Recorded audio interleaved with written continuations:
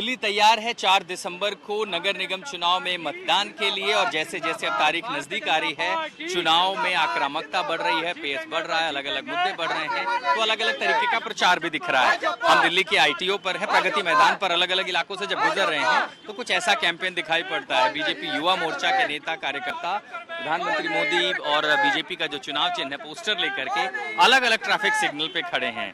इस तरह के प्रचार हम पहले देख चुके हैं दिल्ली में, और अब बीजेपी ने ये स्ट्रेटजी अपनाई है। ये दरअसल बस कैंपेन है। सुबह लोग अपने घरों से निकले हैं, पीक समय में अपने दफ्तरों की ओर जा रहे हैं, तो सीधे सड़कों पर ये कैंपेन जो लोगों तक पहुंचाने की कोशिश। नगर निगम चुनाव जाहिर है बड़ी लड़ाई, वैसे तो त्रिकोणीय मुकाबला, लेकिन माना जा रहा है कि जो लड़ाई बीजेपी और आम आदमी पार्टी के बीच में है, अब उसमें बहुत कुछ दांव पर है। तो रोहित चहल बीजेपी युवा मोर्चा के नेता है। रोहित, इस बस कैंपेन को कैसे आप मानते हैं कि प्रभावी है और इसके जरिए क्या संदेश देते हैं?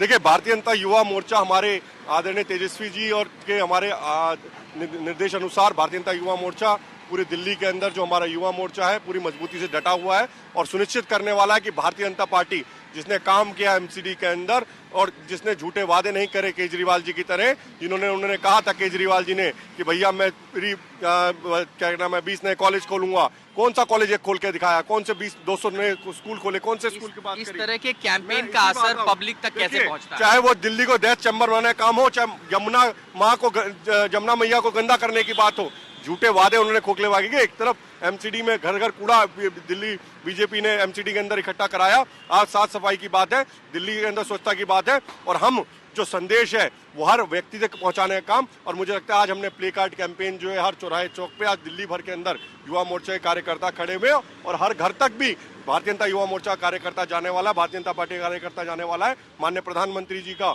और जो काम है और दिल्ली के अंदर जो एमसीडी का काम है वो हर घर तक पहुंचाने का काम। कितने घंटे खड़े रहते हैं आप लोग?